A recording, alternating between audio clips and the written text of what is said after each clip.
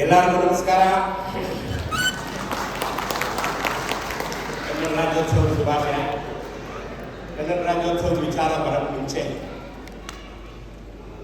ಈಗ ನಾವು ಕನ್ನಡ ರಾಜ್ಯೋತ್ಸವಕ್ಕಾಗಿ ನಾವು ಈಗ ಈ ಶಾಲ್ ಹಾಕೊಂಡಿದ್ದೀವಿ, ಈ ಬಾವುಟ ಕಟ್ಟಿದ್ದೀವಿ, ಕನ್ನಡಕ್ಕೆ ಅಂತ ಮಾಡಿದ್ದೀವಿ. ಯಾಕಿದು ಇದು ಯಾಕೆ? ಯಾರಾದರೂ ಈಗ ನೀವು ಹಾಕೊಂಡಿದ್ದಾಗ ಯಾಕಪ್ಪ ಈ ಶಾಲ್ ಹಾಕೊಂಡಿದ್ದೀರಾ ಅಂತ ಕೇಳಿದ್ರೆ ಏನು ಹೇಳ್ತೀರಿ? ಏನಾರು ಹೇಳ್ಬೇಕಲ್ಲ, ಯಾಕೆ ಈ ಶಾಲ್ ಹಾಕೊಂಡಿದ್ದೀವಿ, ಇಲ್ಲ ಯಾಕೆ ಈ ಬಾವುಟ ಕಟ್ಟಿದ್ದೀರಿ ಅಂತ. ಈಗ ನಾನು ಕನ್ನಡಿಗರು, ಈ ಮೈಸೂರವ್ರಿಗೆ ಇನ್ನೂ ಅಷ್ಟು ನಮ್ಮ ಬೆಂಗಳೂರವ್ರಷ್ಟು ಇನ್ನೂ ಬಿಸಿ ತಟ್ಟಿಲ್ಲ. ಇನ್ನೊಂದು ಸ್ವಲ್ಪ ದಿನ, ಇನ್ನೊಂದು 20 ವರ್ಷ ಆದರೆ ನಿಮಗೂ ಹಂಗೆ ಬರುತ್ತೆ. ನಾವು ಬೆಂಗಳೂರಲ್ಲಿ ಹೆಂಗಿದೀವೋ ಹಂಗೆ ಆಗ್ತೀರ ನೀವು. ಆಗ ಅಕ್ಕಪಕ್ಕದಲ್ಲಿರೋನು ಈ ಕಡೆ ಅಸ್ಸಾಮಿ, ಈ ಕಡೆ ಬಾಂಗ್ಲಾದೇಶಿ ಇಬ್ಬರು ಕೇಳ್ತಾರೆ ನಿಂತಾರೆ, ಯಾಕಪ್ಪ ಇದು ಹಾಕೊಂಡಿದ್ದೀರಾ ಅಂದರೆ ಏನು ಹೇಳ್ತೀರಿ? ಯಾರು ಬೇಡಿ, ನಿಮ್ಮ ಮಕ್ಕಳೇ ಮುಂದಕ್ಕೆ ಈಗ ಕೇಳ್ತೀರಿ ಏನಪ್ಪ ಇದು ಅಂತ ಕೇಳ್ತಾರೆ ಮಕ್ಕಳು, ಏನಿದು ಅಂತ ಕೇಳ್ತಾರೆ. ಯಾಕೆ ಬಾವುಟ ಕಟ್ಟಬೇಕು ಅಂತ ಕೇಳ್ತಾರೆ, ಏನು ಹೇಳ್ತೀರಿ? ಅದಕ್ಕೊಂದು ಕಥೆ. 1538 ಜನವರಿ 14ನೇ ತಾರೀಕು ಸಂಕ್ರಾಂತಿಯ ದಿನ ನಾಡಪ್ರಭು ಕೆಂಪೇಗೌಡರು ಬೆಂಗಳೂರನ್ನು ಕಟ್ಟಿದರು. 1538 ಜನವರಿ 14ನೇ ತಾರೀಕು ಸಂಕ್ರಾಂತಿ ದಿನ ಕೆಂಪೇಗೌಡರು ಇವತ್ತಿನ ಅವೆನ್ಯೂ ರಸ್ತೆಯ ರಾಜಾ ಮಾರ್ಕೆಟ್ ಸರ್ಕಲ್ನಲ್ಲಿ ಬೆಂಗಳೂರು ಕಟ್ಟೋದಕ್ಕೆ ಗುದ್ಲಿ ಪೂಜೆ ಮಾಡಿದರು. ಅವತ್ತು ಅವರೊಂದು ಬೆಂಗಳೂರು ಕಟ್ಟಿದ್ದು, ಅದು ಮೂಲ ಬೆಂಗಳೂರು. 66 ಕುಲಕಸುಬುಗಳನ್ನು ತಂದರು. ತಿಗಳರಪೇಟೆ, ಚಿಕ್ಕಪೇಟೆ, ನಗರದ ಪೇಟೆ, ಬಳೆಪೇಟೆ, ಅಕ್ಕಿಪೇಟೆ, ಹತ್ತಿಪೇಟೆ ಇವೆಲ್ಲ ತಂದರು. ಅದು ಮೊದಲನೇ ಬೆಂಗಳೂರು. 1806ರಲ್ಲಿ ಬ್ರಿಟಿಷ್ನವರು ಇನ್ನೊಂದು ಬೆಂಗಳೂರು ಕಟ್ಟಿದ್ರು. ಅದು ರಾಜಭವನದಿಂದ ಅಗ್ರದವರೆಗೆ, the civil and military station of south India, the largest civil and military station of south India, cantonment.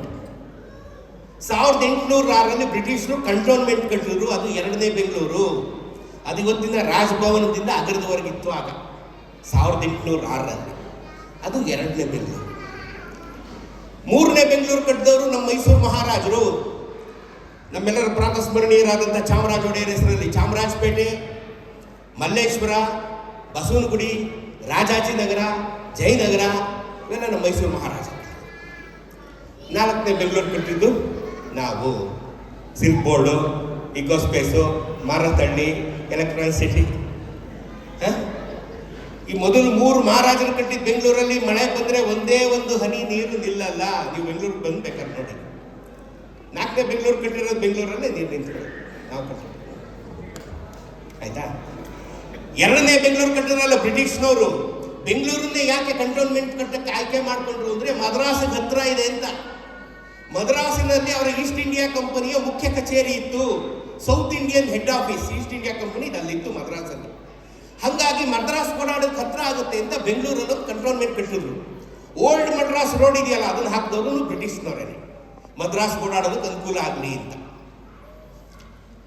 Cantonment ಕಟ್ಟುವಂಥ ಕಾಲಕ್ಕೆ ಮದ್ರಾಸಿನ ಹೆಡ್ ಆಫೀಸಿನಿಂದ ಬೆಂಗಳೂರಿಗೆ ಜನ ಕಳಿಸಿದ್ರು ತಮಿಳುನಾಡಿಂದ. ಹೋಗಿ ಅಲ್ಲಿ ಕಂಟೋನ್ಮೆಂಟ್ ಕಟ್ತಾ ಇದ್ದಾರೆ, ಕಂಟೋನ್ಮೆಂಟ್ ಕಟ್ಟಿ ಹೋಗಿ ಅಂತ ತಮಿಳುನಾಡಿನಿಂದ ಜನ ಬಂದರು ಕಂಟೋನ್ಮೆಂಟ್ ಕಟ್ಟೋದಕ್ಕೆ. ಕಂಟೋನ್ಮೆಂಟ್ ಕಟ್ಟಿದಂಥ ತಮಿಳರು ವಾಪಸ್ ಹೋಗಲಿಲ್ಲ, ಕಂಟೋನ್ಮೆಂಟಲ್ಲೇ ಉಳ್ಕೊಂಡ್ರು. ಬೆಂಗಳೂರಿಗೆ ಕಂಟೋನ್ಮೆಂಟ್ ಕಟ್ಟಕ್ಕೆ ಬಂದ್ರಲ್ಲ ಬ್ರಿಟಿಷ್ನವರು ಹೇಳಿದ್ರು ಅಂತ, ಆಗ ಬಂದಂಥ ತಮಿಳರು ವಾಪಸ್ ಹೋಗಲಿಲ್ಲ, ಕಂಟೋನ್ಮೆಂಟಲ್ಲೇ ಉಳ್ಕೊಂಡ್ಬಿಟ್ರು. 200 ವರ್ಷ ಕಾಲ ಅಲ್ಲೇ ಉಳ್ಕೊಂಡ್ಬಿಟ್ರು. ಅವ್ರು ಹಿಡಿತ ಕಂಟೋನ್ಮೆಂಟಿನ ಮೇಲೆ ಬಲವಾಗಿ ಬಿಟ್ಟಿದ್ರು. 200 ವರ್ಷ ಅಲ್ಲೇ, 1800ರಿಂದ 50 ಅವ್ರು ಅಲ್ಲೇ ಇದ್ದಾರೆ. ಎಷ್ಟು ಅವರ ಹಿಡಿತ ಬಲವಾಯಿತು ಅಂತಂದರೆ, ನಮ್ಮ ನಾಡಿನ ಹಿರಿಯ ಹೋರಾಟಗಾರರಾದಂಥ, ಸಾಹಿತಿಗಳಾದಂಥ, ಚಿಂತಕರಾದಂಥ ಚಿದಾನಂದ ಮೂರ್ತಿ ಅವರು ಒಂದ್ಸಲಿ ಕಂಟೋನ್ಮೆಂಟಲ್ಲಿ ಇದ್ದಂಥ ಸಿನಿಮಾ ಥಿಯೇಟ್ರಿಗೆ ಹೋಗಿ ಕೌಂಟರ್ ಒಳಗಡೆ ಕೈ ಹಾಕಿ ಒಂದು ಟಿಕೆಟ್ ಕೊಡಪ್ಪ ಅಂತ ಕನ್ನಡದಲ್ಲಿ ಕೇಳಿದ್ರು. ಕೌಂಟರ್ ಒಳಗಡೆ ಕೈ ಹಾಕಿ ಒಂದು ಟಿಕೆಟ್ ಕೊಡಪ್ಪ ಅಂತ ಕನ್ನಡದಲ್ಲಿ ಕೇಳಿದ್ರು. ಅವ್ನು ಒಳಗಡೆ ಇದ್ದವನು ಏನು ಹೇಳ್ದ, ನೀನು ಇದನ್ನ ತಮಿಳಲ್ಲಿ ಕೇಳಿದ್ರೆ ಕೊಡ್ತೀನಿ, ಕನ್ನಡದಲ್ಲಿ ಕೇಳಿದ್ರೆ ಕೊಡಲ್ಲ ಅಂದ. ನೋಡಿ, ನಮ್ಮ ಬೆಂಗಳೂರಲ್ಲಿ, ನಮ್ಮ ಕಂಟೋನ್ಮೆಂಟಲ್ಲಿ ಅವನೇನಂದ, ನೀನು ಇದನ್ನ ತಮಿಳಲ್ಲಿ ಹೇಳ್ಬೇಕು, ತಮಿಳಲ್ಲಿ ಕೇಳಿದ್ರೆ ನಾನು ಟಿಕೆಟ್ ಕೊಡ್ತೀನಿ, ಕನ್ನಡದಲ್ಲಿ ಕೇಳಿದ್ರೆ ಕೊಡಲ್ಲ ಅಂದ. ಆಗ ನಮ್ಮವರಿಗೆ ಎಚ್ಚರಿಕೆ ಆಯಿತು. ಇನ್ನು ಇದೇ ಥರ ನಾವು ನಿದ್ದೆ ಮಾಡ್ತಾ ಇದ್ರೆ ಬೆಂಗಳೂರನ್ನ ನಾವು ಕಳ್ಕೊತೀವಿ ಅಂತ ಚಿದಾನಂದ ಮೂರ್ತಿಯವರು, ವಾಟಾಳ್ ನಾಗರಾಜ್ ಅವರು, ಅನ ಕೃಷ್ಣರಾಯರು, ತಾರಾ ಸುಬ್ರಾಯರು, ವೀರಕೇಸರಿ ಸೀತಾರಾಮ ಶಾಸ್ತ್ರಿಗಳು, ಮಾ ರಾಮಮೂರ್ತಿಯವರು ಇವರೆಲ್ಲ ಸೇರಿ ಒಂದು ಸಭೆ ನಡೆಸಿ ಒಂದು 3-4 ದಿನ ಆದಮೇಲೆ ಒಂದು ಉಗ್ರವಾದಂಥ ಕನ್ನಡದ ಹೋರಾಟ ಕಂಟೋನ್ಮೆಂಟಿನಲ್ಲಿ ಶುರು ಮಾಡಿದ್ರು.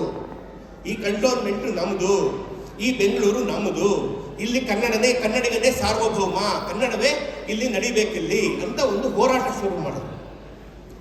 ಕನ್ನಡಿಗರು ಹೋರಾಟ ಶುರು ಮಾಡೋದನ್ನ ನೋಡಿದ್ದಂಥ ಕಂಟೋನ್ಮೆಂಟ್ ಅಲ್ಲಿ ಇದ್ದಂಥ ತಮಿಳರು ತಾವು ಪ್ರತಿಯಾಗಿ ಇನ್ನೊಂದು ಹೋರಾಟ ಶುರು ಮಾಡಿದ್ರು. ಅವರು ಹೋರಾಟ ಮಾಡೋದಕ್ಕೆ ತಮಿಳುನಾಡಿನ ರಾಜಕೀಯ ಪಕ್ಷ DMK ಸಪೋರ್ಟ್ ಮಾಡ್ತಾರೆ. ಅವರೊಂದು ಹೋರಾಟ ಶುರು ಮಾಡಿದ್ರು. ಆಗ ಅವರು DMK ಪಕ್ಷದ ಬಾವುಟಗಳನ್ನು ಹಿಡಿದುಕೊಂಡು ಬಂದರು. ನಮ್ಮವ್ರು ನೋಡಿದ್ರು, ಇವರೇನು ಯಾವುದೋ ಬಾವುಟ ಹಿಡ್ಕೊಂಡು ಬರ್ತಾ ಇದ್ದಾರಲ್ಲ, ಇದಕ್ಕೆ ಪ್ರತಿಯಾಗಿ ನಾವು ಒಂದು ಬಾವುಟವನ್ನು ಕಟ್ಟೋಣ ಅಂದಾಗ ಹುಟ್ಟಿದ್ದೇ ಈ ಬಾವುಟ. ಆದರೆ ನಮ್ಮವ್ರು ಏನು ಯೋಚನೆ ಮಾಡಿದ್ರು, ಕನ್ನಡದ ಹೋರಾಟಗಾರರು, ನಾವು ಯಾವುದೇ ರಾಜಕೀಯ ಪಕ್ಷದ ಸಪೋರ್ಟ್ ತಗೊಳ್ಳೋದು ಬೇಡ, ಕನ್ನಡದ ಅಸ್ಮಿತೆ, ಕನ್ನಡದ ಹೋರಾಟ, ಕನ್ನಡದ ಕಿಚ್ಚು, ಕನ್ನಡದ ಸ್ವಾಭಿಮಾನಕ್ಕಾಗಿ ನಾವೇ ಒಂದು ಬಾವುಟವನ್ನ ಸೃಷ್ಟಿ ಮಾಡೋಣ ಅಂತ ಹೇಳಿ ಸೃಷ್ಟಿ ಮಾಡಿದಂಥ ಬಾವುಟ ಇದು. ಇದರ ಸೃಷ್ಟಿಕರ್ತ ಪ್ರಾತಸ್ಮರಣೀಯ ಕನ್ನಡದ ಹೋರಾಟಗಾರ ಮಾ ರಾಮಮೂರ್ತಿಯವರು. ಮಾ ರಾಮಮೂರ್ತಿ ಹೆಸರು ಯಾವತ್ತೂ ಮರಿಬೇಡಿ. ಮುಂದಿನ ವರ್ಷ ಕನ್ನಡ ರಾಜ್ಯೋತ್ಸವದಲ್ಲಿ ಮಾ ರಾಮಮೂರ್ತಿ ಅವ್ರದ್ದು ಒಂದು ಚಿಕ್ಕ ಫೋಟೋ ಇಡಬೇಕು. ಯಾಕೆಂದ್ರೆ ಈ ಬಾವುಟವನ್ನ ಇದು ಹಳದಿ ಮತ್ತು ಕೆಂಪು ಅರಶಿನ ಕುಂಕುಮವನ್ನು ಪ್ರತಿನಿಧಿಸುತ್ತದೆ ಅಂತ ಹೇಳಿ ಹಳದಿ ಮತ್ತು ಕೆಂಪು ಬಣ್ಣವನ್ನು ಉಪಯೋಗಿಸಿಕೊಂಡು ಈ ಬಾವುಟವನ್ನ, ಈ ಶಾಲನ್ನ, ಈ ತೋರಣವನ್ನ ಸೃಷ್ಟಿ ಮಾಡಿದಂಥ ಪುಣ್ಯಾತ್ಮ ಮಾ ರಾಮಮೂರ್ತಿ. ರಾಮಮೂರ್ತಿಯವರು ಅದನ್ನ ಐಡಿಯಾ ಕೊಟ್ಟ ಮೇಲೆ ಈ ಬಾವುಟಗಳನ್ನ, ಈ ಶಾಲನ್ನ ಹಾಕೊಂಡು ಮತ್ತಷ್ಟು ಉಗ್ರ ಹೋರಾಟ ನಡೆಸಿ ಕಂಟೋನ್ಮೆಂಟಿನಲ್ಲಿ ಕನ್ನಡಿಗರು ಜಯವನ್ನ ಸಾಧಿಸಿದರು. ಗೊತ್ತಾಯ್ತಾ? ಈಗ ಯಾಕೆ ಹಾಕೊಂಡಿದ್ದೀವಿ ಇದು ಅಂದ್ರೆ ಗೊತ್ತಿಲ್ಲ ಅನ್ನಂಗಿಲ್ಲ, ಹೇಳ್ಬೇಕು ನೀವು. ಗೊತ್ತಾಯ್ತಾ? ಈಗ ರಾಜ್ಯೋತ್ಸವ ಯಾಕೆ ಮಾಡ್ತೀವಿ? ರಾಜ್ಯೋತ್ಸವ ಯಾಕೆ ಮಾಡ್ತೀವಿ? ನವೆಂಬರ್ 1, 1956 ಭಾರತದ ಎಲ್ಲ ರಾಜ್ಯಗಳು ಉದಯವಾದ ದಿನ. ಗೋವಾ ಮತ್ತು ಕಾಶ್ಮೀರ ಒಂದೊಂದೆರಡು ಬಿಟ್ರೆ ಭಾರತದ ಎಲ್ಲ ರಾಜ್ಯಗಳು ಉದಯವಾದ ದಿನ ನವೆಂಬರ್ 1, 1956. ಆಂಧ್ರ ಪ್ರದೇಶ, ತಮಿಳುನಾಡು, ಕೇರಳ, ಮಧ್ಯಪ್ರದೇಶ, ರಾಜಸ್ಥಾನ, ಗುಜರಾತ್ ಎಲ್ಲನೂ ಉದಯವಾಗಿದ್ದು ಅವತ್ತೇ. ಆದರೆ ನಾವು ಮಾತ್ರ ಯಾಕೆ ಇದನ್ನ ಆಚರಿಸ್ತೀವಿ? ಯಾಕೆ? ನಮ್ಮಲ್ಲಿ ಸರ್ಕಾರಿ ರಜೆನೂ ಇದೆ, ಹೌದಾ? ನವೆಂಬರ್ 1 ನಮ್ಗೆ ರಜಾನು ಕೊಟ್ಟಿದ್ದಾರೆ ಹಬ್ಬ ಮಾಡ್ರಿ ಅಂತ. ಯಾಕೆ? ಬೇರೆಯವ್ರಿಗಿಲ್ಲ, ಬೇರೆ ರಾಜ್ಯದವ್ರಿಗೆ ನೀವು ಪರೀಕ್ಷೆ ಮಾಡಿ ನೋಡಿ. ಬೇರೆ ರಾಜ್ಯದವ್ರಿಗೆ ನವೆಂಬರ್ 1 ಮಹತ್ವ ಗೊತ್ತಿಲ್ಲ. ಅವ್ರಿಗೆ ಅಕ್ಟೋಬರ್ 1 ಹೆಂಗೋ, ನವೆಂಬರ್ 1 ಹಂಗೆ, ಡಿಸೆಂಬರ್ 1 ಹಂಗೆ, ಜನವರಿ 1 ಹಂಗೇನೆ. ಅವ್ರಿಗೊಂದು ಸಂಬಳ ತಗೊಳ್ಳೋ ದಿನ ಅಷ್ಟೇ ಇದು, ಬೇರೆ ಏನಿಲ್ಲ ಅವರಿಗೆ. ನಮಗೆ ಮಾತ್ರ ಇದು ಹಬ್ಬ. ಯಾಕೆ? ಒಂದ್ಸಗಿ ನಿಮ್ಮ ಮನೆಯವರು, ಮಕ್ಕಳು, ಹತ್ತದವರು, ಪಕ್ಕದವರು, ಆಫೀಸ್ನವರು ಕೇಳಿದ್ರೆ ಏನ್ ಹೇಳ್ತೀರಿ? Why you are celebrating Kannada Rajyotsava ಅಂದ್ರೆ ಏನ್ ಹೇಳ್ತೀರಿ?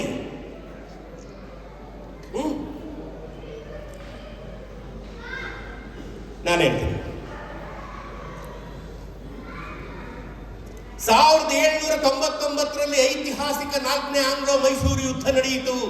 ಇದೇ ಶ್ರೀರಂಗಪಟ್ಟಣದಲ್ಲಿ. Tipu Sultan versus British.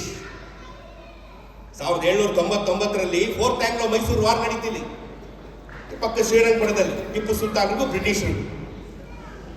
ಟಿಪ್ಪು ಸುಲ್ತಾನನನ್ನು ನಾವು ಏಕಾಂಗಿಯಾಗಿ ಎಂದಿಗೂ ಗೆಲ್ಲಲಾರೆವು ಅನ್ನುವಂಥ ಸತ್ಯ ಈ ಬ್ರಿಟಿಷ್ನವರಿಗೆ ಗೊತ್ತಿತ್ತು.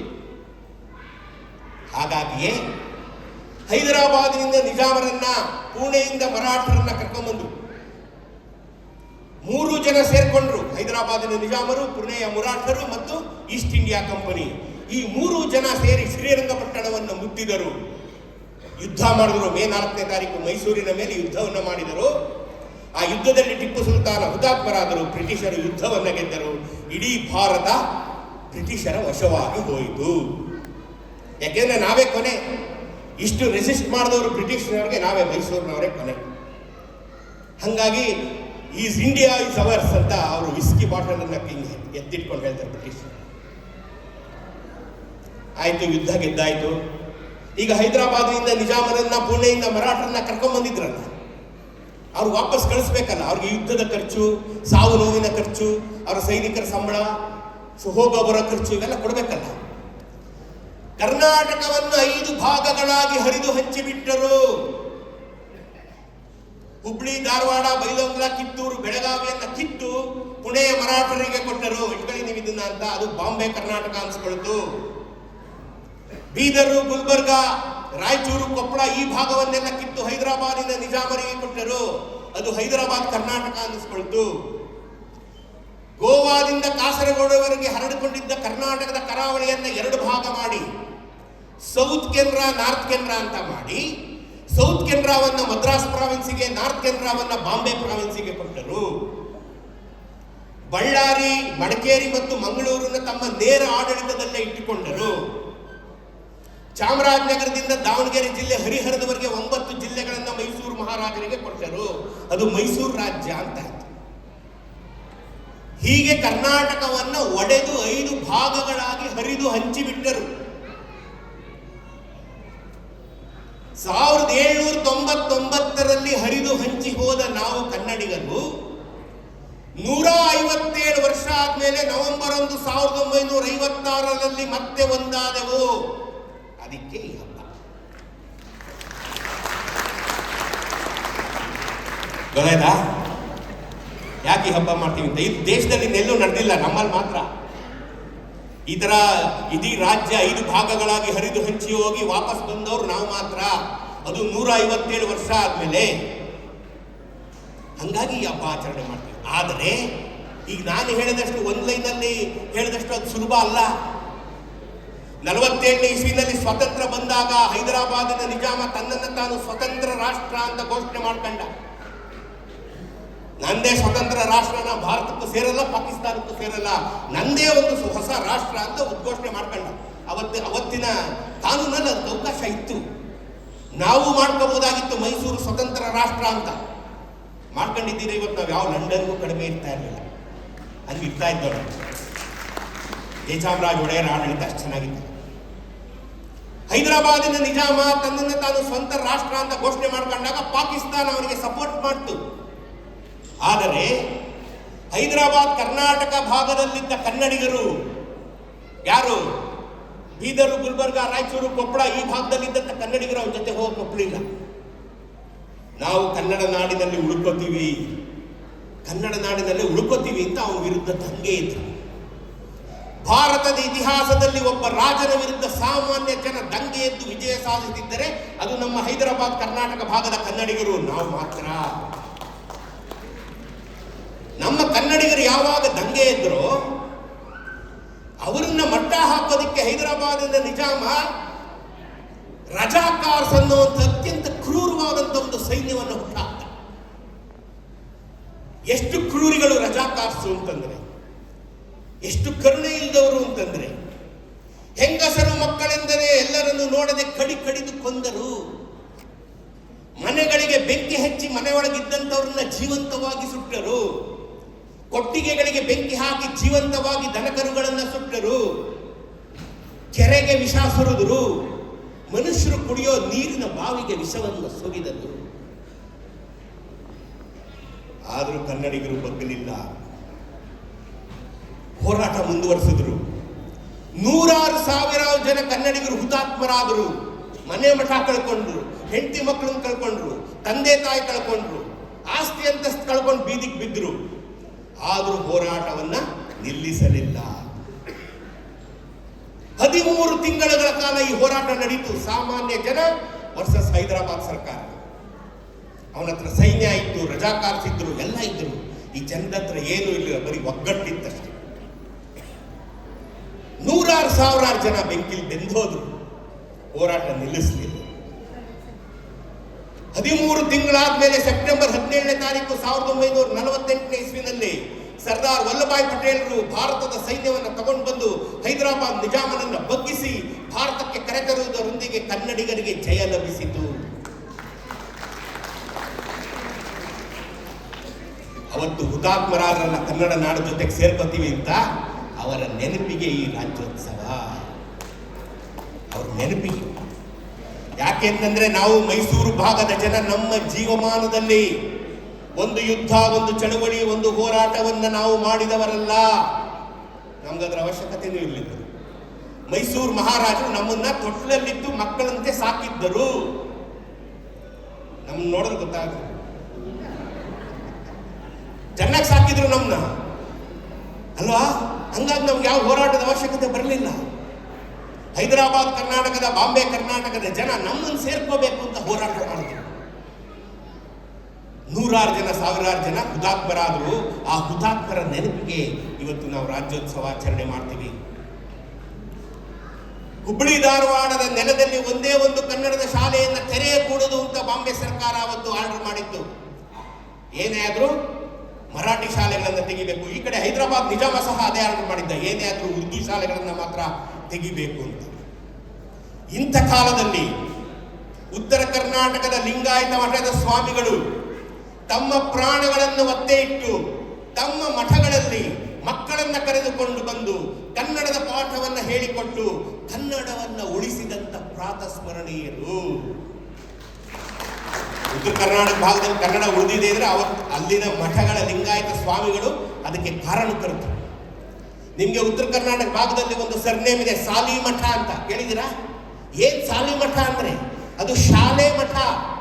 ಅಂದ್ರೆ ಸಾಲಿ ಮಠ ಅನ್ನು ಹೆಸರಿಟ್ಕೊಂಡಿರೋ ಪೂರ್ವ ಸೂರಿಗಳು, ಅವರ ಅಜ್ಜನೋ ಮುದ್ದಜ್ಜನೋ ಈ ಮಠದಲ್ಲಿ ಕನ್ನಡ ಮೇಷ್ಟ್ರಾಗಿ ತನ್ನ ಪ್ರಾಣವನ್ನ ಒತ್ತೆ ಇಟ್ಟು ಮಕ್ಕಳನ್ನ ಕರ್ಕೊಂಡ್ಬಂದು ಕನ್ನಡ ಪಾಠ ಹೇಳ್ಕೊಟ್ಟಂತ ಪುಣ್ಯಾತ್ಮ. ಅದಕ್ಕೆ ಅವ್ನಿಗೆ ಸಾಲಿ ಮಠ ಅಂತ ಹೆಸರಿಟ್ಟಿರೋದು, ಸರ್ನೇಮ್. ಅವ್ರ ವಂಶದಲ್ಲಿ ಬಂದವರೆಲ್ಲ ಸಾಲಿ ಮಠ. ನಿಮ್ಗೆ ಯಾರಾದ್ರೂ ನಾಳೆ ಸಾಲಿ ಮಠ ಅನ್ನೋರು ಸಿಕ್ಕಿದಾಗ ಅವ್ರ ಜೊತೆ ಒಂದು ಗೌರವದಿಂದ ಒಂದು ಕಾಫಿ ಟೀ ಕೊಡಿಸಿ ನೀವು ಅವ್ರನ್ನ ಗೌರವಿಸಬೇಕು. ಯಾಕೆಂದ್ರೆ ನಮ್ಮ ಮೈಸೂರು ಕನ್ನಡಿಗರನ್ನ ಸೇರ್ಕೊಳ್ಳೋದಕ್ಕೆ ಅವರು ತಮ್ಮ ಪ್ರಾಣಗಳನ್ನು ಒತ್ತೆ ಇಟ್ಟು ಕನ್ನಡದ ಪಾಠವನ್ನು ಹೇಳಿಕೊಟ್ಟು ಅವರ ಮಕ್ಕಳಿಗೆ ಕನ್ನಡದವನ್ನು ಉಳಿಸಿದಂತ ಪುಣ್ಯಾತ್ಮರವರಲ್ಲ. 1831ರಲ್ಲಿ ಹೈದರಾಬಾದ್ ಕರ್ನಾಟಕ, ಉತ್ತರ ಕರ್ನಾಟಕ ಭಾಗದಲ್ಲೇ ಮೊತ್ತ ಮೊದಲ ಕನ್ನಡ ಶಾಲೆಯನ್ನು ತೆರೆದವನು ವಾಲ್ಟರ್ ಎಲಿಯಟ್, ಒಬ್ಬ ಬ್ರಿಟಿಷ್ ಅಧಿಕಾರಿ. ವಾಲ್ಟರ್ ಎಲಿಯಟ್ ಅನ್ನೋ ಬ್ರಿಟಿಷ್ ಅಧಿಕಾರಿ ಮೊದಲ ಕನ್ನಡದ ಶಾಲೆಯನ್ನು ತೆರೆದ. ನೋಡ್ರಿ, ಅವನಿಗೇನು ಬೇಕಾಗಿತ್ತು. ಆದ್ರೆ ಅವನು ಧಾರವಾಡದಂತ ಕನ್ನಡದ ನೆಲದಲ್ಲಿ ಯಾಕೆ ಇನ್ನೂ ಕನ್ನಡದ ಶಾಲೆ ಇಲ್ಲ ಇಲ್ಲಿ ಅಂತ ಕೇಳಿದಾಗ ಅವನು ಸರ್ಕಾರ ಅನುಮತಿ ಕೊಡಲಿಲ್ಲ. ಇಲ್ಲಿ ಏನಿದ್ರು ಮರಾಠಿ ಶಾಲೆಗಳು ಮಾತ್ರ ಅಂತ. ಅದಕ್ಕೆ ಜಗ್ಗದಂತ ವಾಲ್ಟರ್ ಎಲಿಯಟ್ ತನ್ನ ಸ್ವಂತ ಖರ್ಚಿನಲ್ಲಿ ಜಮೀನನ್ನ ಖರೀದಿ ಮಾಡ್ತಾನೆ, ತನ್ನ ಸ್ವಂತ ಖರ್ಚಿನಲ್ಲಿ ಕನ್ನಡದ ಶಾಲೆಯನ್ನ ಕಟ್ಟಿಸ್ತಾನೆ, ತನ್ನ ಸ್ವಂತ ಖರ್ಚಿನಲ್ಲಿ ಶಾಲೆಗೆ ಕನ್ನಡದ ಮೇಷ್ಟ್ರುಗಳನ್ನು ನೇಮಕ ಮಾಡಿಕೊಂಡು ತನ್ನ ಸ್ವಂತ ಖರ್ಚಿನಲ್ಲಿ ಅವರಿಗೆ 3 ವರ್ಷಗಳ ಕಾಲ ಸಂಬಳ ಕೊಟ್ಟು ಕನ್ನಡದ ಶಾಲೆಯನ್ನು ನಡೆಸಿದಂತ ಪ್ರಾತಸ್ಮರಣೀಯ ಬ್ರಿಟಿಷ್ ಅಧಿಕಾರಿ ವಾಲ್ಟರ್ ಎಲಿಯಟ್. ಅವನ ನೆನಪಿಗಾಗಿ ರಾಜ್ಯೋತ್ಸವ. ಅರ್ಧಾಗ ಎಷ್ಟೆಷ್ಟು ಜನ ಎಷ್ಟೆಷ್ಟು ಕಷ್ಟಪಟ್ಟಿದ್ದಾರೆ ಕನ್ನಡ ರಾಜ್ಯೋತ್ಸವ ಆಗೋದಕ್ಕೆ ಅಂತ. ಇಷ್ಟೆಲ್ಲ ಕಷ್ಟಪಟ್ಟ ಮೇಲೆ 56ನೇ ಇಸ್ವಿಲಿ ನಾವೆಲ್ಲ ಒಂದಾಗುವ ಬೀದರಿಂದ ಚಾಮರಾಜನಗರದವರೆಗೆ ಕರ್ನಾಟಕ ರಾಜ್ಯ ಉದಯ ಆಯಿತು. 56ನೇ ಇಸ್ವಿನಲ್ಲಿ ರಾಜ್ಯ ಉದಯ ಆದಾಗ ಇದಕ್ಕೆ ಏನು ಹೆಸರಿತ್ತು? ಏನು? ಮೈಸೂರು ರಾಜ್ಯ. ಯಾಕೆ 56ನೇ ಇಸ್ವಿಲಿ ಇದು ಕರ್ನಾಟಕ ರಾಜ್ಯ ಅಲ್ಲ, ಇದು ಮೈಸೂರು ರಾಜ್ಯ. ಬೀದರಿಂದ ಚಾಮರಾಜನಗರದವರೆಗೆ ಇದು ಮೈಸೂರು ರಾಜ್ಯ ಆಗಿತ್ತು.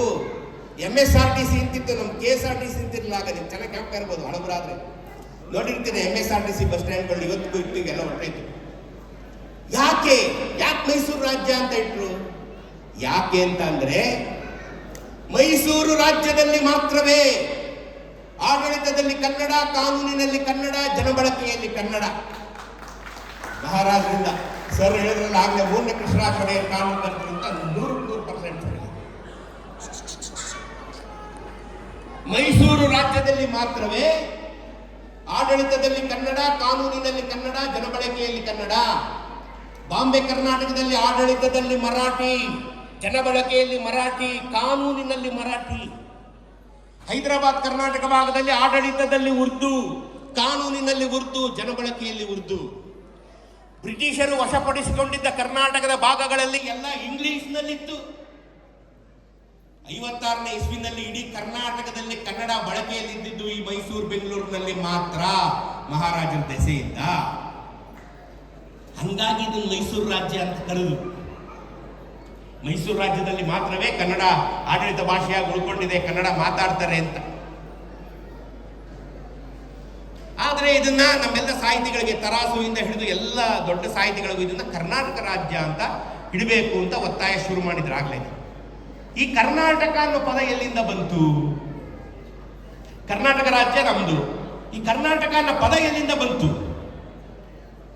ಮೈಸೂರು, ಬೆಂಗಳೂರು, ಮಂಗಳೂರು ಎಲ್ಲ ಊರ ಹೆಸರಿದೆ. ಕರ್ನಾಟಕ ಅನ್ನೋ ಪದ ಎಲ್ಲಿಂದ ಬಂತು?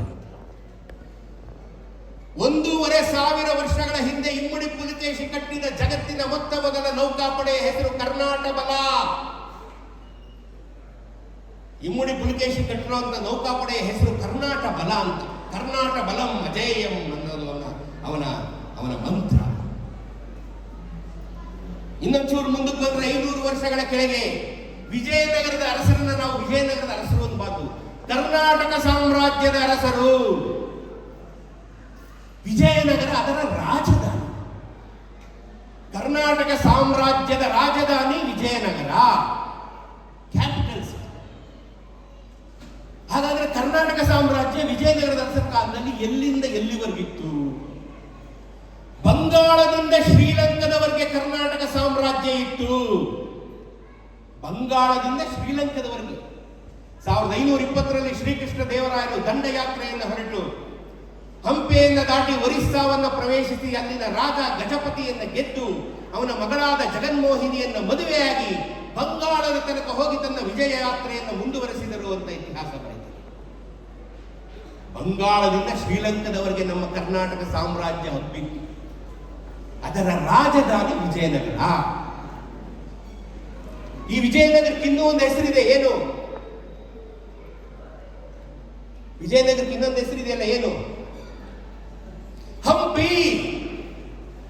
ಹಂಪೆ ಅಂತ ನಾವು ಕರೆಯಲ್ವೇ? ಈ ಹಂಪೆ ಅನ್ನೋ ಪದ ಎಲ್ಲಿಂದ ಬಂತು? ಹಂಪೆ ಒಳಗಿರೋ ವಿರೂಪಾಕ್ಷನ ದೇವಸ್ಥಾನದಲ್ಲಿರೋ ಅವನ ಹೆಂಡತಿಯ ಹೆಸರು ಪಂಪಾದೇವಿ. ಪಾರ್ವತಿಯನ್ನು ನಾವು ಅಲ್ಲಿ ಪಂಪಾದೇವಿ ಅಂತ ಕರಿತೀವಿ. ಅವನು ಪಂಪಾ ವಿರೂಪಾಕ್ಷ. ಅವಳು ಪಾರ್ವತಿ ಪಂಪಾದೇವಿ, ಅವನು ಈಶ್ವರ ವಿರೂಪಾಕ್ಷ. ಅವನು ಪಂಪಾ ವಿರೂಪಾಕ್ಷ, ಅವಳು ಪಂಪಾದೇವಿ. ಅದು ಪಂಪಾ ಕ್ಷೇತ್ರ. ಆ ಊರಿನ ಹೆಸರು ಪಂಪೆ, ನಮ್ಮ ಬಾಯಲ್ಲಿ ಹಂಪೆ. ಅಲ್ಲಿ ಹರಿಯೋ ತುಂಗಭದ್ರಾ ನದಿಯನ್ನು ನಾವು ಪಂಪಾ ನದಿ ಅಂತ ಕರೀತೀವಿ. ಈ ಭಾರತ ದೇಶದಲ್ಲಿ 2 ನಗರಗಳು, ಆದಿಯೂ ಇಲ್ಲದ ಅಂತ್ಯವೂ ಇಲ್ಲದ ನಗರಗಳು. ಒಂದು ಕಾಶಿ. ಸತ್ಯ ಹರಿಶ್ಚಂದ್ರ ತನ್ನೆಲ್ಲ ಆಸ್ತಿಯನ್ನ ವಿಶ್ವಾಮಿತ್ರನಿಗೆ ದಾನ ಮಾಡಿದ ಮೇಲೆ ಕಾಶಿಗೆ ಬರ್ತಾನೆ. ಅವನ ಹಿಂದೆ ಬಂದಂತ ನಕ್ಷತ್ರಿಕ ಹೇಳ್ತಾನೆ, ಕಾಶಿನೂ ಸಹ ನಮ್ಮ ವಿಶ್ವಾಮಿತ್ರ ಮಹಾರಾಜರಿಗೆ ಸೇರಿದ್ದು ಅಂದಾಗ ಹರಿಶ್ಚಂದ್ರ ನಗುತ್ತಾನೆ. ಕಾಶಿ ಜಗತ್ತಿನ ಮಹಾ ಸ್ಮಶಾನ. ವಿರೂಪಾಕ್ಷ ವಿಶ್ವನಾಥ ಇದರ ಪಾಲಕ, ಕಾಲಭೈರವ ಇದರ ಸೇವಕ. ಇದು ನನಗೂ ನಿನಗೂ ಸೇರಿದ್ದಲ್ಲ. ಇದು ಉತ್ತರದಲ್ಲಿ ಕಾಶಿ, ದಕ್ಷಿಣದಲ್ಲಿ ಪಂಪಾ ಕ್ಷೇತ್ರ. ಇದಕ್ಕೂ ಆದಿಯೂ ಇಲ್ಲ, ಅಂತ್ಯವೂ ಇಲ್ಲ. ಪಂಪಾ ವಿರೂಪಾಕ್ಷನ ದೇವಸ್ಥಾನವನ್ನು ಯಾರು ಕಟ್ಟಿಸಿದ್ರು ಅಂತ ಯಾವ ಶಾಸನವೂ ಇಲ್ಲ. ನಮ್ಮ ಇತಿಹಾಸದಲ್ಲಿ ಅದು 500 ವರ್ಷದಿಂದ ಕಾಣಿಸ್ತದೆ. 1,3,4,000 ವರ್ಷದ ಹಿಂದೆ ವಿಕ್ರಮಾದಿತ್ಯ ಮಹಾರಾಜ ಪಂಪಾ ಕ್ಷೇತ್ರಕ್ಕೆ ಭೇಟಿ ಕೊಟ್ಟಿದ್ದೆ ಅಂತ ಶಾಸ್ತ್ರ ಹಾಕಿಸಿದ. ಇದನ್ನು ಅರಿತ ವಿಜಯನಗರದ ಸ್ಥಾಪಕರಾದಂತಹ ಹಕ್ಕಬುಕ್ಕ ಮಹಾರಾಜರಿಗೆ ಇದು ಗೊತ್ತಿತ್ತು. ಹಾಗಾಗಿಯೇ ತಮ್ಮನ್ನ ತಾವು ಎಂದಿಗೂ ಮಹಾರಾಜರು ಅಂತ ಕರೆದುಕೊಳ್ಳಲಿಲ್ಲ. Custodian of the holy temple ಅಂತ ಕರೆದುಕೊಂಡು, ನಾವು ವಿರೂಪಾಕ್ಷನ ಸೇವಕರು ಅಂತ ಕರೆದುಕೊಂಡು, ಅವರ ಎಲ್ಲ ಶಾಸನಗಳಲ್ಲಿ ಶ್ರೀ ವಿರೂಪಾಕ್ಷ ಅಂತ ಸೈನ್ ಹಾಕ್ತಾ ಇದೆ. ಅಂತ ಪುಣ್ಯ ಕ್ಷೇತ್ರ ಇದು ಕರ್ನಾಟಕದ ಹಂಪಿ. ಅಷ್ಟು ಪುಣ್ಯವಂತ ಕ್ಷೇತ್ರ. ಅರ್ಥ ಆಯ್ತಾ? ಕರ್ನಾಟಕ ಅನ್ನೋ ಪದ ಅಲ್ಲಿಂದ ಬಂತು.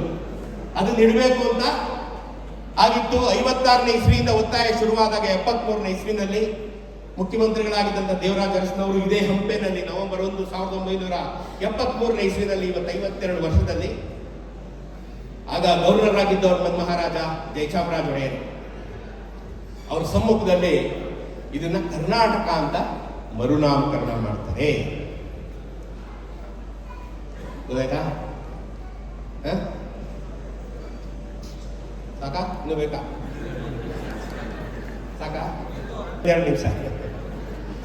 ಈಗ ಕರ್ನಾಟಕ ರಾಜ್ಯೋತ್ಸವ ಯಾಕೆ ಮಾಡ್ತೀವಿ ಅಂತ ತಿಳ್ಕೊಂಡು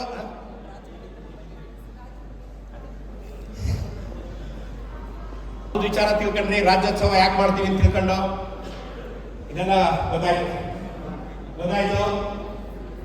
ಈಗ why you are proud to be a Kannadiga ಅಂತ ಕೇಳಿದ್ರೆ ಹೇಳ್ತೀರಿ? ಯಾರು ಈಗ ನಾಳೆ ನಿಮ್ಮ ಮಕ್ಕಳೆಲ್ಲ ಬೆಳೀತಾರೆ, ದೊಡ್ಡವರಾಗ್ತಾರೆ, ಮೈಸೂರು ತಿರುಗಾಗಲ್ಲ, ಎಲ್ಲ ಬೆಂಗಳೂರು ಕಳಿಸ್ತೀರಿ. ನೋಡಿ ಅವ್ರ ಸ್ನೇಹಿತರ ಬೆಂಗಳೂರು ಬರ್ತಾರೆ, ಆಯ್ತಾ?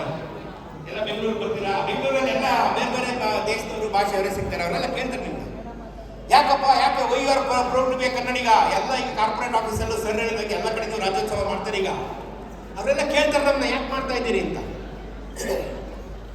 ಯಾಕೆ ವೈ ಯು ಆರ್ ಪ್ರೌಡ್, ಕನ್ನಡಿಗನಾಗಿ ನೀವು ಯಾಕೆ ಹೆಮ್ಮೆ ಅಂತ ಕೇಳ್ಕೋಬೇಕಾದ್ರೆ ಏನ್ ಹೇಳ್ತೀರಿ? ನಾನೊಂದು 2-3 ಹೇಳ್ಕೊಡ್ತೀನಿ, ಯಾವತ್ತೂ ಮರೆಯಂಗಿಲ್ಲ ಇದ್ದ. ನೀವು ಮಕ್ಕಳು ಮೊಮ್ಮಕ್ಕಳು ಗಂಡ ಹೆಂಡತಿ ಅಪ್ಪ ಅಮ್ಮ ಎಲ್ಲರಿಗೂ ಹೇಳ್ಕೊಡ್ಬೇಕು, ಆಯ್ತಾ? ಮರಿಬಾರ್ದು. ಭಾರತದ ಮೊದಲ ಚುನಾವಣೆ ನಡೆಸಿದ್ದು 10ನೇ ಚಾಮರಾಜ ಒಡೆಯರ್ 1881ರಲ್ಲಿ. 10ನೇ ಚಾಮರಾಜ ಒಡೆಯರು ಪುಣ್ಯಾತ್ಮ ಭಾರತದ ಮೊದಲ ಚುನಾವಣೆಯನ್ನು ನಡೆಸಿದ್ರು. 1881ನಲ್ಲಿ ಭಾರತದ ಮೊದಲ ಚುನಾವಣೆಯನ್ನು ನಡೆಸಿ ವೋಟಿಂಗ್ ಅಂದ್ರೇನು, ಕೌಂಟಿಂಗ್ ಅಂದ್ರೇನು, ಎಲೆಕ್ಷನ್ ಅಂದ್ರೇನು ಅಂತ ತೋರಿಸ್ಕೊಟ್ರು. 144 ಕೌನ್ಸಿಲರ್ಗಳನ್ನ ಆಯ್ಕೆ ಮಾಡಿ ಭಾರತದ ಮೊದಲ ಪ್ರಜಾಪ್ರಭುತ್ವವನ್ನು ಪರಿಚಯಿಸಿದ ಕೀರ್ತಿ ಮಹಾರಾಜ 10ನೇ ಚಾಮರಾಜ ಒಡೆಯರಿಗೆ ಸಲ್ಲುತ್ತದೆ.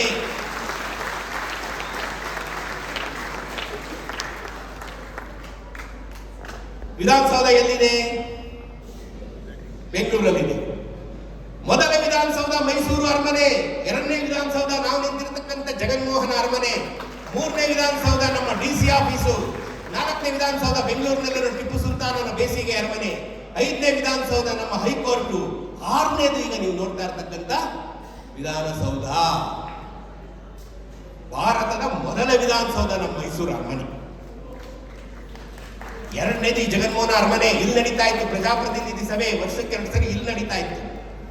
ಈಗ ನಾವು ನಿಂತಿರ್ತಕ್ಕಂಥ ಈ ಪುಣ್ಯ ಭೂಮಿಯಲ್ಲಿ ಇಂಥ ಪುಣ್ಯಾತ್ಮ ಮಹಾರಾಜರು ಓಡಾಡಿದಂಥ ಪುಣ್ಯ ಭೂಮಿಯಲ್ಲಿ ಇವತ್ತು ನಾವು ನಿಂತಿದ್ದೀವಿ. 1881ರಲ್ಲಿ ಮಹಾರಾಜರು ಚುನಾವಣೆ ನಡೆಸಿದಾಗ ಮಹಾತ್ಮ ಗಾಂಧೀಜಿಯವ್ರಿಗೆ ಇನ್ನೂ 11 ವರ್ಷದ ಬಾಲಕ. ಗಾಂಧೀಜಿಯವರು ಹುಟ್ಟಿದ ಯಾವಾಗ? 1869ರಲ್ಲಿ, 1869ನಲ್ಲಿ ಅವರು ಹುಟ್ಟಿದ್ರು. 1881ನಲ್ಲಿ ನಾವು ಎಲೆಕ್ಷನ್ ಮಾಡಿದ್ದು. ಅವ್ರಿಗೆ ಇನ್ನೂ 11 ವರ್ಷ. ಅವ್ರಿಗೆ ತಾವು ದೊಡ್ಡವರಾಗಿ ದೊಡ್ಡ ಮಹಾತ್ಮನಾಗ್ತೀನಿ, ಸ್ವಾತಂತ್ರ್ಯ ಹೋರಾಟಗಾರನಾಗ್ತೀನಿ ಅಂತ ಯಾವ ಕನಸು ಬೀಳದವರ ಕಾಲಕ್ಕೆ ಮೈಸೂರು ರಾಜ್ಯದಲ್ಲಿ ಪ್ರಜಾಪ್ರಭುತ್ವ ಜಾರಿಯಲ್ಲಿತ್ತು. ಹಾಗಾಗಿಯೇ 1927ನಲ್ಲಿ ಮೊದಲ ಬಾರಿಗೆ ಗಾಂಧೀಜಿ ಬೆಂಗಳೂರನ್ನ ನೋಡಿ ಬೆರಗಾಗ್ತಾರೆ. ಬೆಂಗಳೂರಿಗೆ ಬಂದು ಬೆಂಗಳೂರನ್ನ ನೋಡಿ ಬೆರಗಾಗ್ತಾರೆ ಅಂತ ಇತಿಹಾಸ ಬರೀತದೆ. ಇವತ್ತಿಗೆ ಒಂದು 100 ವರ್ಷದ ಹಿಂದೆ ಗಾಂಧೀಜಿಯವರು ಬೆಂಗಳೂರಿಗೆ ಬಂದು ಬೆಂಗಳೂರನ್ನ ನೋಡಿ ಬೆರಗಾಗ್ತಾರೆ ಅಂತಂದ್ರೆ ಮೈಸೂರು ಮಹಾರಾಜರು ನಮ್ಮ ಮೈಸೂರು ರಾಜ್ಯವನ್ನ ಹೇಗೆ ಕಟ್ಟಿದ್ರು ಅಲ್ವೇ? ಬೆಂಗಳೂರು ನೋಡಿ ಗಾಂಧೀಜಿ ಬೆರಗಾಗೋಗ್ತಾರೆ. ಇವತ್ತಿನ ಜನ, ಇವತ್ತಿನ IT ಹುಡುಗರು ಬಂದು ಬೆಂಗಳೂರು ನಾವು ಕಟ್ಟಿದ್ದೀವಿ ಅಲ್ವೇ? ನಗು ಬರಲ್ವೇ? ನಮ್ಮ ಮಹಾರಾಜರು 1 ಶತಮಾನದ ಹಿಂದೆ ಬೆಂಗಳೂರನ್ನು ಕಟ್ಟಿದ್ರು. ಅದನ್ನ ನೋಡಿ ಬೆರಗಾದಂತ ಗಾಂಧೀಜಿ ಈ ಮೈಸೂರು ರಾಜ್ಯಕ್ಕೆ ಯಾವುದೇ ಸ್ವಾತಂತ್ರ್ಯ ಚಳುವಳಿಯ ಅವಶ್ಯಕತೆ ಇಲ್ಲ, ನಡೀರಿ ಹೋಗೋಣ ಅಂತಾರೆ. ಆಗ ಅವ್ರ ಜೊತೆಲಿ ಬಂದಿದ್ದವರು ಯಾಕೆ ಸ್ವಾಮಿ ಈ ಮಾತು ಹೇಳ್ತಾ ಇದ್ದೀರಾ ಅಂದ್ರೆ, ಯಾವ ಸ್ವಾತಂತ್ರ್ಯಕ್ಕಾಗಿ, ಯಾವ ಪ್ರಜಾಪ್ರಭುತ್ವಕ್ಕಾಗಿ ನಾವೆಲ್ಲ ಹೋರಾಡ್ತಾ ಇದೀವಲ್ಲ, ಅದೆಲ್ಲ ಈ ಮೈಸೂರು ರಾಜ್ಯದಲ್ಲಿ ಜಾರಿಯಲ್ಲಿದೆ.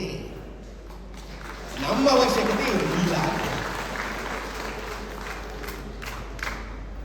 ಅರ್ಥ ಆಯ್ತಾ? ಇದು ನಾವು ಹೆಮ್ಮೆ ಪಟ್ಕೊಳ್ಳೋಕೆ ಮೊದಲನೇ ಕಾರಣ. ಇದೆಲ್ಲರಿಗೂ ಹೇಳಬೇಕು ನೀವು. ಭಾರತದ ಪ್ರಜಾಪ್ರಭುತ್ವದ ಜನಕ ಅಂದ್ರೆ ಯಾರನ್ನ ಹೇಳ್ಬೇಕು ನೀವು? ಚಾಮರಾಜ ಒಡೆಯರ್. ನಾವು ಇದೇ ಅರಮನೆಯಲ್ಲಿ ಮೊದಲು ಮಾಡ್ತೇವೆ, ಆಯ್ತಾ? 2ನೇದು, initial date of independence was not 15th August. ಮೊದಲು 15ನೇ ಆಗಸ್ಟ್ ಡೇಟ್ ಆಫ್ ಇಂಡಿಪೆಂಡೆನ್ಸ್ ಅಂತ ಇರಲಿಲ್ಲ. ಜನವರಿ 7ನೇ ತಾರೀಕು ಅಂತ ಇತ್ತು. 40ನೇ ಇಸ್ವಿಲಿ 2ನೇ ಮಹಾಯುದ್ಧ ಆದಾಗಲೇ ಬ್ರಿಟಿಷರಿಗೆ ಭಾರತ ಬಿಟ್ಟು ಹೋಗೋದು ನಿಶ್ಚಯಾಗಿತ್ತು. ಅಮೆರಿಕ ಅಧ್ಯಕ್ಷ ಜಾರ್ಜ್ ವಾಷಿಂಗ್ಟನ್ ಇಂಗ್ಲಿಷ್ನವರಿಗೆ ವಾರ್ನ್ ಮಾಡಿದ, ಜಗತ್ತಿನ ನಿಮ್ಮ ಎಲ್ಲ ಕಾನೂನುಗಳನ್ನ ಎತ್ಕೊಂಡು ವಾಪಸ್ ನೀವು ಬರಬೇಕು, ನೀವು ಇಂಗ್ಲೆಂಡಿಗೆ ಅಂತ. ಅವರೆಲ್ಲ ಹೊರಡೋ ಸನ್ನಾಹದಲ್ಲಿ ಇದ್ರು. 47ನೇ ಇಸ್ವಿ ಬಂದಾಗಲೇ ಅವ್ರು ಹೊರಡಬೇಕಾಗಿತ್ತು. ಲಾರ್ಡ್ ಮೌಂಟ್ ಬ್ಯಾಟನ್, ನಿಯೋಜಿತ ಪ್ರಧಾನಿ ನೆಹರು, ನಿಯೋಜಿತ ರಾಷ್ಟ್ರಪತಿ ಬಾಬು ರಾಜೇಂದ್ರ ಪ್ರಸಾದ್ ಎಲ್ಲ ಸೆಟ್ ಮಾಡಿದ್ರು. ಆದರೆ ಬೇರೆ ರಾಷ್ಟ್ರಗಳಂತೆ ನಮ್ಮ ಭಾರತ ಅಲ್ಲವಲ್ಲ. 565 ಸಂಸ್ಥಾನ, ಚಿಕ್ಕ ಪುಟ್ಟ ದೊಡ್ಡ ಸಂಸ್ಥಾನ, 100 ಕಿಲೋಮೀಟರ್ಗೆ ಒಬ್ಬ ಪಾಳೆಗಾರ. ಇವ್ರನ್ನೆಲ್ಲ ಒಂದುಗೂಡಿಸೋದು ಬ್ರಿಟಿಷರಿಗೆ ಸವಾಲಿನ ಕೆಲಸ ಆಗಿತ್ತು. ಆಗ ಅವರು ಒಂದು ತಂದ್ರು, ಇನ್ಸ್ಟ್ರೂಮೆಂಟ್ ಆಫ್ ಅಸೆಷನ್. ಇನ್ಸ್ಟ್ರೂಮೆಂಟ್ ಆಫ್ ಅಸೆಷನ್ ಅನ್ನುವಂಥದ್ದು ಒಂದು ಕಾನೂನು ತಂದ್ರು, ಎಲ್ಲರಿಗೂ ಕೊಟ್ಟರು. ಅದನ್ನು ಸೈನ್ ಹಾಕಿ ಇದಕ್ಕೆ ಯಾರು ಒಪ್ಕೋತೀರಾ, ಎಲ್ಲ ಭಾರತದ ಒಕ್ಕೂಟಕ್ಕೆ ಸೇರ್ಕೋಬಹುದು, ಇಲ್ಲ ಪಾಕಿಸ್ತಾನಕ್ಕೆ ಹೋಗ್ಬೋದು, ಇಲ್ಲ ಸ್ವತಂತ್ರ ರಾಷ್ಟ್ರವಾಗಿ ಹುಡುಕೋಬಹುದು ಅಂತ ಇತ್ತು. ಅದ್ರಲ್ಲಿ ಯಾರು ಸೈನ್ ಹಾಕಿ. ಇನ್ಫ್ಯಾಕ್ಟ್ ಉತ್ತರ ಭಾರತದ ರಾಜರದು ಉಲ್ಟಾ ಹೊಡೆದ್ರು. ಯಾಕೆ ಅಂತಂದ್ರೆ ಪ್ರತಿ ಶನಿವಾರ ಬಿಸ್ಕಿ ಕುಡಿಯಕ್ಕೆ ಅವ್ರು ಇಂಗ್ಲೆಂಡ್ಗೆ ಹೋಗ್ತಾ ಇದ್ರು, ಗಾಲ್ಫ್ ಆಡಕ್ಕೆ ಅವ್ರು ಇಂಗ್ಲೆಂಡ್ಗೆ ಹೋಗ್ತಾ ಇದ್ರು.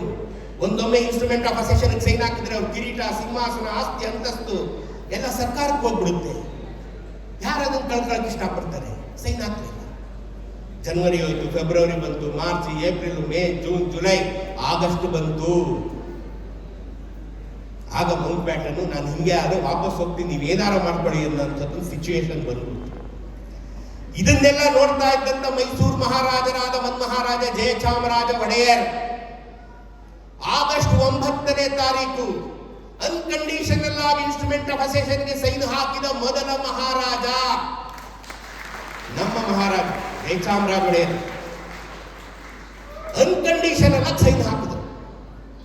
9ನೇ ತಾರೀಕು ಮಹಾರಾಜರು ಸೈನ್ ಹಾಕಿದ್ರು. 15ನೇ ತಾರೀಕು ನಮಗೆ ಸ್ವಾತಂತ್ರ್ಯ ಬಂತು. ಭಾರತದ ಸ್ವಾತಂತ್ರ್ಯ ದಿನಾಂಕವನ್ನು ನಿಗದಿಪಡಿಸಿದ್ದು ನಾವು, ಮೈಸೂರು ಮಹಾರಾಜ ಜಯಚಾಮರಾಜ ಒಡೆಯರ್, ನಮ್ಮ ಮಹಾರಾಜರೇನಾರು ಇನ್ನೊಂದು ಸ್ವಲ್ಪ ಮುಂದಕ್ಕೆ ಹಾಕಿದ್ರೆ ನೋಡೋಣ ಅಂತ ಸ್ವತಂತ್ರ ದಿನ ಆಗಸ್ಟ್, ಸೆಪ್ಟೆಂಬರು, ಅಕ್ಟೋಬರು, ನವೆಂಬರು ಮುಂದಕ್ಕೆ ಹೋದ್ರು. ನಾನು ಮಹಾರಾಜರು ಅನ್ಕಂಡೀಷನಲ್ ಆಗಿ ಸೈನ್ ಹಾಕಿದ್ರು ಅಂತಂದೆ. ಕಂಡೀಷನಲ್ ಆಗಿ ಸೈನ್ ಹಾಕೋದು ಅಂದ್ರೇನು? ನಾನು ಈಗಾಗಲೇ ಹೇಳಿದಾಗ ಹೈದರಾಬಾದ್ ನಿಜಾಮ ಸೆಪ್ಟೆಂಬರ್ 17ನೇ ತಾರೀಕು ಭಾರತಕ್ಕೆ ಸೇರೋ ವಲ್ಲಭಾಯ್ ಪಟೇಲ್ 2 ಕಂಡೀಷನ್ ಹಾಕ್ತ. 2 times ದ ರಾಯಲ್ಟಿ, ಅಂದ್ರೆ 2 ಪಟ್ಟು ರಾಜಧನ.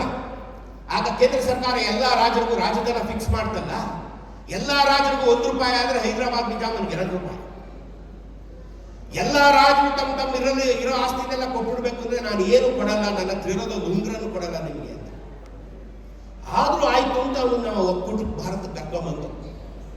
ಇಂಥ ಕಾಲದಲ್ಲಿ ಮೈಸೂರು ಮಹಾರಾಜರು ಅನ್ಕಂಡೀಷನಲ್ ಆಗಿ ಸೈನ್ ಹಾಕಿದ್ರು.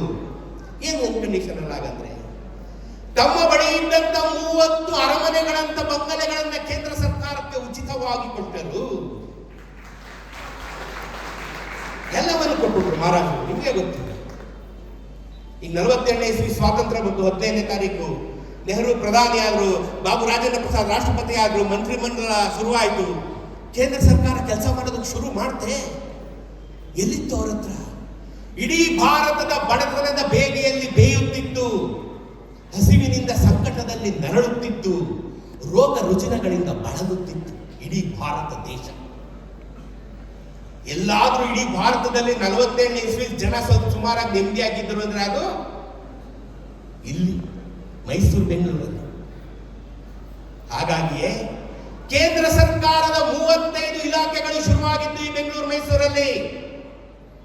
ಅಡ್ಮಿನಿಸ್ಟ್ರೇಟಿವ್ ಟ್ರೈನಿಂಗ್ ಇನ್ಸ್ಟಿಟ್ಯೂಟ್ ಒಂದು ಅರಮನೆ, ಟೀಚರ್ಸ್ ಟ್ರೈನಿಂಗ್ ಇನ್ಸ್ಟಿಟ್ಯೂಟ್ ಒಂದು ಅರಮನೆ, ಪೋಸ್ಟಲ್ ಟ್ರೈನಿಂಗ್ ಇನ್ಸ್ಟಿಟ್ಯೂಟ್ ಒಂದು ಅರಮನೆ, CFTRI ಒಂದು ಅರಮನೆ, ಟ್ಯೂಬರ್ಕ್ಯುಲೋಸಿಸ್ ಇನ್ಸ್ಟಿಟ್ಯೂಟ್ ಒಂದು ಅರಮನೆ. ಇವತ್ತಿಗೂ ಎಲ್ಲ ಈ ಅರಮನೆಗಳಲ್ಲಿ, ಮಹಾರಾಜರು ಕೊಟ್ಟಂತ ಅರಮನೆಗಳಲ್ಲಿ ಕಾರ್ಯನಿರ್ವಹಿಸುತ್ತಾ ಇವೆ. 47ನೇ ಇಸ್ವಿಲಿ ಸ್ವಾತಂತ್ರ್ಯ ಬಂದಾಗ ಭಾರತದ ಎಲ್ಲೆಡೆಯಿಂದ ಜನರನ್ನು ಬೆಂಗಳೂರು ಮೈಸೂರಿಗೆ ಕರೆತಂದು ಅವರಿಗೆ ಅನ್ನ, ಆಹಾರ, ಆಶ್ರಯ, ಮನೆ, ಬದುಕು ಎಲ್ಲವನ್ನ ಕಟ್ಟಿಕೊಟ್ಟಂತ ಕೀರ್ತಿ ಜಯಚಾಮರಾಜ ಒಡೆಯರ್ ಸಲ್ಲತ್ತೆ. ಇಡೀ ಭಾರತವನ್ನು ಮುನ್ನಡೆಸಿದ್ದು ಜಯಚಾಮರಾಜ ಒಡೆಯರು. ಅವ್ರು ಕೊಟ್ಟಂತ ಅರಮನೆಗಳು, ನಾಲ್ವಡಿ ಕೃಷ್ಣರಾಜ ಒಡೆಯರು ಕಟ್ಟಿದಂತ ಕನ್ನಂಬಾಡಿ ಕಟ್ಟೆ, ಮಾರ್ಕೋನಹಳ್ಳಿ ಡ್ಯಾಮು, ಅವ್ರು ಕಟ್ಟಿದಂತ ಆಸ್ಪತ್ರೆಗಳು, ಅವ್ರು ಹಾಕಿದಂತ ರಸ್ತೆಗಳು, ಸೇತುವೆಗಳು, ಇವೆಲ್ಲವನ್ನ ನೋಡಿದಂತ ನೆಹರು ಎಲ್ಲ ಇಂಡಸ್ಟ್ರಿಗಳನ್ನು ಮೈಸೂರು, ಬೆಂಗಳೂರಿಗೆ ತಂದರು. ಭಾರತದ ಎಲ್ಲೆಡೆಯಿಂದ ಜನ ಬಂದರು, ಬೆಂಗಳೂರು ಮೈಸೂರಿನಲ್ಲಿ ನೆಲೆಸಿದರು. ಇನಿಷಿಯಲಿ ಇಡೀ ಭಾರತವನ್ನ, ಹಸಿವಿನಿಂದ ಬಳಲುತ್ತಿದ್ದ ಭಾರತವನ್ನ ಮುನ್ನಡೆಸಿದ್ದು ನಾವು, ಮೈಸೂರು ಮಹಾರಾಜರು.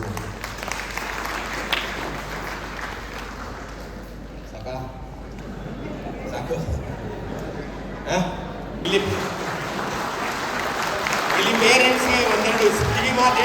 ಕೇಳಿಸ್ಕೊಳ್ಳಿ, 2000 ವರ್ಷದ ಭಾರತದ ಇತಿಹಾಸದಲ್ಲಿ ಅಥವಾ ಪ್ರಪಂಚದ ಇತಿಹಾಸದಲ್ಲಿ ಜ್ಞಾನ ಅನ್ನೋದು ಮೇಲಿನಿಂದ ಬರ್ತಾ ಇತ್ತು. ನಾವು ನಮ್ಮ ತಂದೆ ಹೇಳ್ದಂಗೆ, ಅವ್ರ ತಂದೆ ಹೇಳ್ದಂಗೆ ಕೇಳ್ತಾ ಇದ್ದು, ನಮ್ಮ ಮೇಷ್ಟ್ರು ಹೇಳ್ದಂಗೆ ಕೇಳ್ತಾ ಇದ್ದೋ, ಹೆಡ್ ಮಾಸ್ಟರ್ ಹೇಳ್ದಂಗೆ ಕೇಳ್ತಾ ಇದ್ದೋ, ಪ್ರೊಫೆಸರ್ ಹೇಳ್ದಂಗೆ ಕೇಳ್ತಾ ಇದ್ದು. ಯಾಕೆ ಅವರೆಲ್ಲ ತಿಳ್ಕೊಂಡಿದ್ದಾರೆ? ಈಗ ಮೊದಲ ಬಾರಿಗೆ ಈ ಪ್ರಪಂಚದಲ್ಲಿ ಜ್ಞಾನ ಕೆಳಗಡೆಯಿಂದ ಬರ್ತಾ ಇದೆ. ನಮ್ಮ ಮಕ್ಕಳಿಂದ ನಾವು ಕಲಿತಾ ಇದ್ದೀವಿ. ಈ ಫೋನ್ ನಾವು ಬರೀ ಫೋನ್ ನೋಡಕ್, ವಾಟ್ಸ್ಆಪ್ ನೋಡಕ್ ಅಷ್ಟೇ ನಮ್ಗೆ ಗೊತ್ತಿರೋದು. ನಮ್ಮ ಮಕ್ಕಳ ಕೈ ಕೊಡಿ, ಇದನ್ನ ಬಿಚ್ಚಿ ರಿಪೇರಿ ಮಾಡಿ ವಾಪಸ್ ಹಾಕ್ತಾರೆ. ಹೌದಾ? ಹೌದಾ ಅಲ್ವಾ? ಈಗ ಜ್ಞಾನ ನಮ್ಗೆ ಮಕ್ಕಳಿಂದ ಬರ್ತಾ ಇರೋದು. ಹಂಗಾಗಿ ಮಕ್ಕಳನ್ನ ಫ್ರೀ ಆಗ್ಬಿಡಿ, ಫ್ರೀ ಥಿಂಕಿಂಗ್ ಅಲ್ಲಿ ಬಿಡಿ. ನೀವು ನಿಮ್ಮ ಕಾಲದಲ್ಲಿ 80ನೇ ಇಸ್ವಿಲಿ ಹೆಂಗಿದ್ದು ಹಂಗಿರು ನೀವು ಅಂತ ಮಕ್ಕಳಿಗೆ ಹಿಂಸೆ ಕೊಡಬೇಡಿ. ಅವ್ರನ್ನ ಫ್ರೀ ಆಗಿರೋದಕ್ಕೆ ಬಿಡಿ.